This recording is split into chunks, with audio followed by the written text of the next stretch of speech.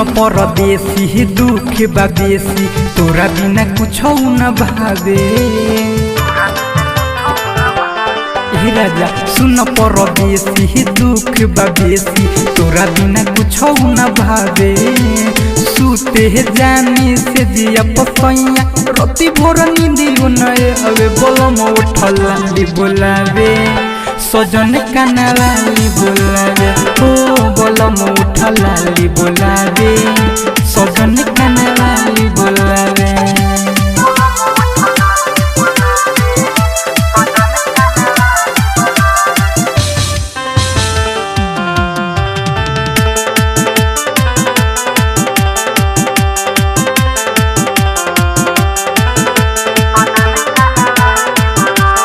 बनल तूनी दर्दी पर देश में पिया जाई के हम तो जगले रही से पत सुते जालो खाई के। बनल तूनी दर्दी पर देश में पिया जाई के हम तो जगले रही से पत सुते जालो खाई के।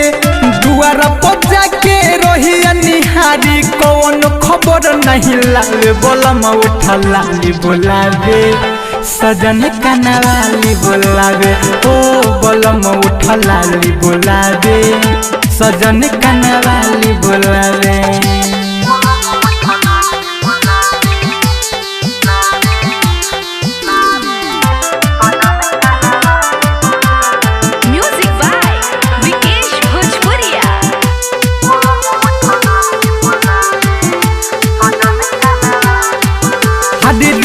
के हमारा भागल बाटे देखो ना ये समय तोहर से कितना दुख सुनाई पिया हो मिठू मिसाइल।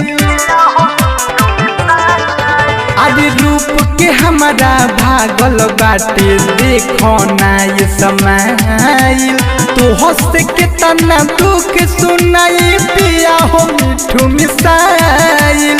घर न बाटे टूनु दे बरवन रहो तन मन बहलावे बोलम उठलाली बोलावे सजन कनावाली बोलावे ओ बोलम उठलाली बोलावे सजन कनावाली बोलावे। रिया फिल्म्स रिकॉर्डिंग स्टूडियो दिल्ली।